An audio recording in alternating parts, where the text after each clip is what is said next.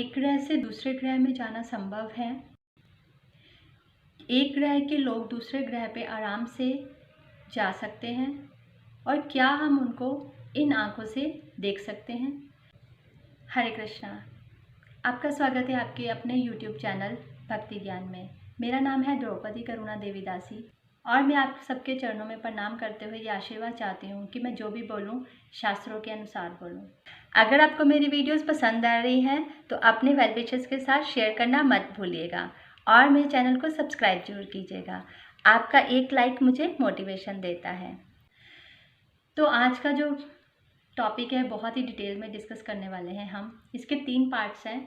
Science क्या कहती है, शास्त्र क्या कहते हैं और हमारी रियलाइजेशंस क्या है आसपास के एनवायरनमेंट को देखते हुए।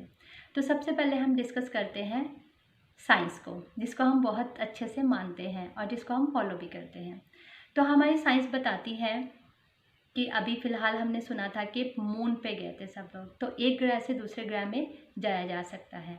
इसमें थोड़ी सी कॉन्ट्राडिक्शंस हैं। साइंस हमें बताती है कि एक ग्रह से दूसरे ग्रह में जाके रहना संभव है, जैसे कि उन्होंने बहुत सारे लोगों से मून पे जाने से पहले लक्ष्मी भी इकट्ठी की थी, धन लिया था बहुत सारा, ताकि वो वहाँ पे उन लोगों को रहने का एनवायरनमेंट प्रोवाइड कर सकें।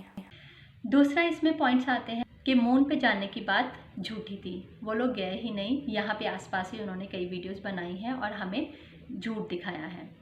तो मैं साइंस की कॉन्ट्राडिक्शंस के ऊपर ज़्यादा नहीं बोलूँगी। साइंस दूसरे टॉपिक में हमें बताती है कि अभी जो है फ़िलहाल उन्होंने यूनिकॉर्न का एक कॉन्सेप्ट दिया, जिसमें फ्लाइंग हॉर्सेस जो हैं वो बताए कि इन आँखों से नहीं लेकिन हमारे आसपास बहुत ही अदृश्य शक्तियाँ होती हैं। अरे ऐसे दूसरे ग्रहों से जो है कुछ एनर्जीज ऐसी देखी गई हैं जिनको, जैसे कि फ्लाइंग हॉर्स जो है, ऐसी शक्तियाँ जो हैं देखी जाती हैं, जैसे कि आपने एक उड़ता हुआ घोड़ा देखा।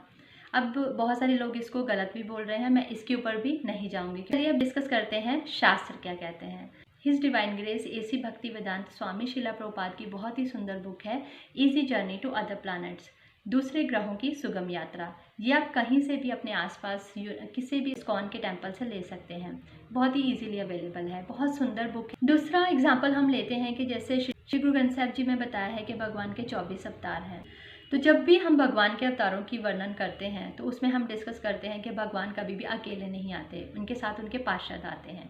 तो पार्षद कौन होते हैं? ये डेमिगॉड्स होते हैं या दूसरे ग्रहों के अन्य लोग होते हैं। और एग्जाम्पल लेते हैं कि जैसे चिरंजीवी की बात होती है तो उसमें हनुमान जी का नाम आता है, अश्वत्थामा का नाम आता है। तो जैसे चिरंजीवी हनुमान जी, ये भी जो है इनके भी बहुत सारे लोगों ने दर्शन किए हैं। अब आप लोग हंसोगे क्योंकि आप लोग साइंस को मानते हो, शास्त्रों को नहीं मानते कि हमने देखा है या नहीं देखा। आचार्यस की भी हमारे पास एग्जाम्पल्स हैं। एक बार लंदन में थे शिला प्रभुपाद और उन्होंने व्यासासन जब लगवाया तो अपने व्यासासन के साथ 2 व्यासासन और लगवाए। तो भक्तों ने पूछा कि ये 2 चेयर्स किस लिए लगवाई हैं? तो शिला प्रभुपाद ने बोला कि आज हमारे बीच में ब्रह्मा जी और नारद जी भी आएंगे। फिर प्रभुपाद ने बताया कि हाँ, वो लोग जहाँ पे भी कीर्तन और कथा होती है वो लोग आते हैं सुनने के लिए। उसके बाद हमारे पास एक और शिला प्रभुपाद की बहुत सुंदर उदाहरण है, जिसमें जो है शिला प्रभुपाद एक बहुत ही सुंदर गार्लैंड, फूलों की माला जो थी पहने हुए बैठे थे। तो जैसे ही भक्तों ने एंटर किया तो उन्होंने शिला प्रभुपाद से पूछा कि प्रभुपाद ये फूल तो यहाँ के नहीं लगते, ये कहाँ से आए हैं? तो शिला प्रभुपाद ने स्माइल देते हुए कहा कि हाँ, ये इस पृथ्वी के नहीं हैं।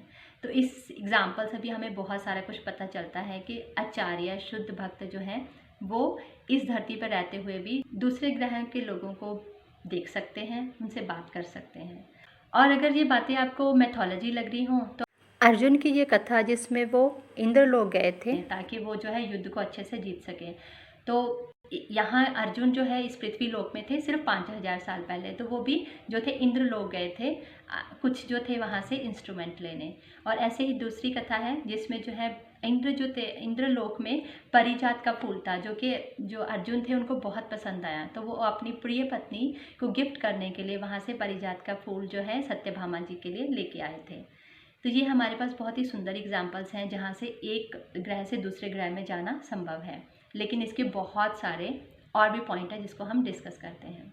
अब लोग बोलेंगे कि ये भी मैथोलॉजी है, तो क्या घटोत्कच का जो कंकाल है उसके जो स्केलेटन है मिलना, ये भी मैथोलॉजी है?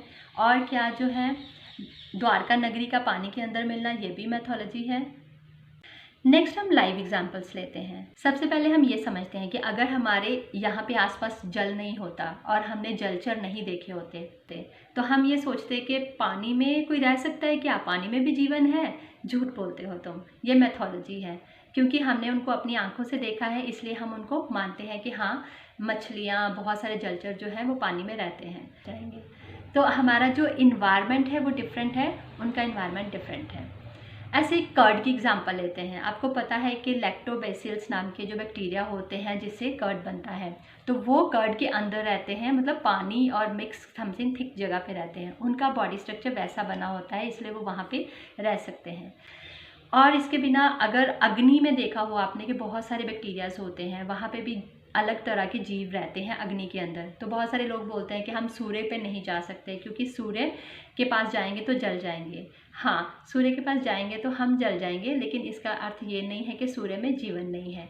हर एक प्लैनेट के ऊपर जीवन है। जैसे अग्नि के जीव जो हैं वो डिफरेंट होते हैं, ऐसे सूर्य पे रहने वाले जो जीव भगवान ने बनाए हैं उनका बॉडी स्ट्रक्चर और उनका इन्वायरमेंट जो है वो उसी अकॉर्डिंग बनाया है ताकि वो वहाँ पे जिंदा रह सकें।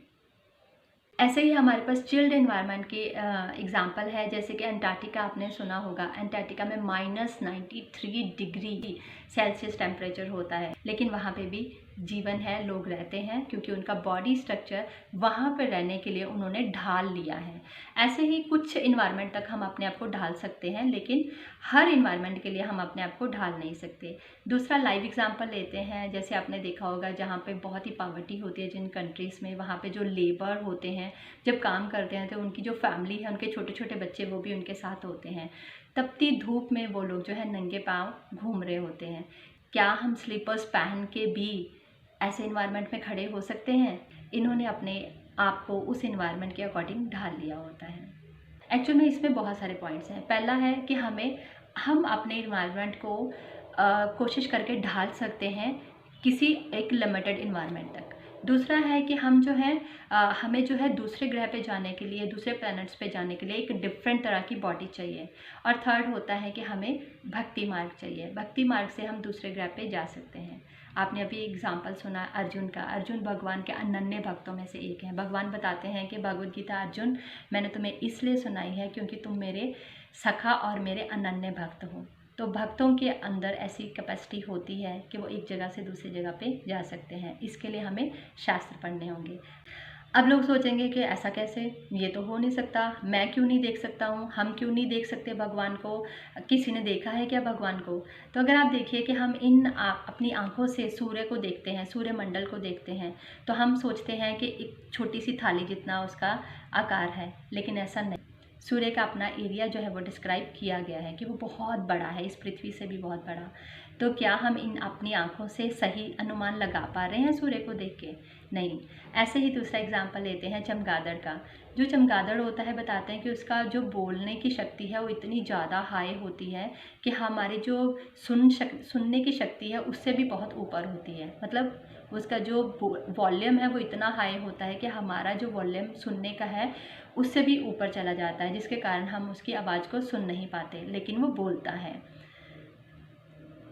ये हमें साइंस बता रही है, इसको तो हम मानेंगे। अभी हमारे पास अश्वत्थामा की एग्जांपल है। आप अगर नेट में देखोगे तो आपको बहुत सारी जो है वीडियोस मिल जाएंगी। आज के समय भी एक एरिया में, पर्टिकुलर एरिया में अश्वत्थामा को देखा जाता है क्योंकि वो चिरंजीवी है और वो इस दुनिया में रहता है, लेकिन वो हम इन आँखों से उसको नहीं देख सकते हैं।